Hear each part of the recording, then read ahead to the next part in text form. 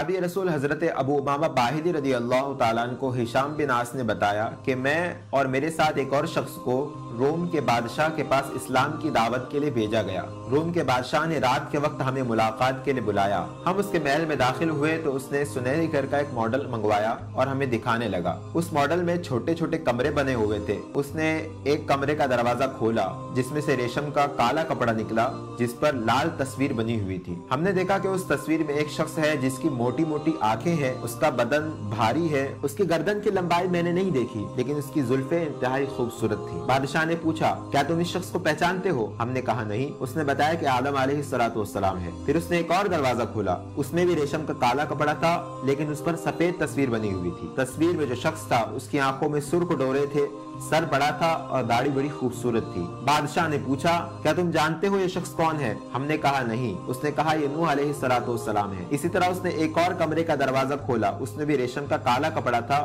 اور اس پر سفید تصویر بنی ہوئی تھی۔ اللہ کی قسم یہ حضور صلی اللہ تعالی علیہ وسلم کی تصویر تھی۔ بادشاہ نے پوچھا تم جانتے ہو یہ کون آدمی ہے؟ ہم نے کہا جی ہاں ہم ضرور جانتے ہیں، یہ ہمارے پیغمبر محمد صلی اللہ تعالی علیہ وسلم کی تصویر ہے۔ بادشاہ نے کہا واقعی یہ محمد صلی اللہ تعالی علیہ وسلم ہے۔ پھر کچھ دیر کھڑا رہنے کے بعد وہ بیٹھ گیا اور کہا اللہ کی قسم یہ ان گھروں میں سے آخری گھر ہے، یہ ان کمروں میں سے آخری کمرہ ہے، لیکن میں نے جلدی سے تمہیں دکھایا تاکہ تمہارا نظریہ معلوم کر سکوں۔ اس کی اس روایت میں دیگر انبیاء کرام مثلا حضرت ابراہیم، حضرت موسیٰ، حضرت عیسیٰ اور حضرت سلیمان علیہ السلام کی تصویروں کا بھی ذکر ہے۔ ہشام کہتے ہیں کہ ہم نے بادشاہ روم سے پوچھا آپ کو یہ تصویریں کہاں سے ملی ہے؟ بادشاہ نے بتایا کہ حضرت آدم علیہ السلام نے اللہ تبارک و تعالی سے دعا کی تھی کہ ان کی اولادوں میں سے جو نبی ہونے والے ہیں ان کا دیدار اللہ تبارک و تعالی انہیں کرا دے، تو اللہ تعالی نے یہ تصویریں نازل فرمائی تھی جو حضرت آدم علیہ السلام کے خزانے میں رہی اور یہ تصویریں ذوالقرنین تک پہنچی تھی۔ ذوالقرنین نے یہ تصویریں حضرت دانیال علیہ السلام کی سپرد کر دیا تھا۔ امام قسطلانی نے مواہب لدنیہ میں اسے سند لا بأس بہ کے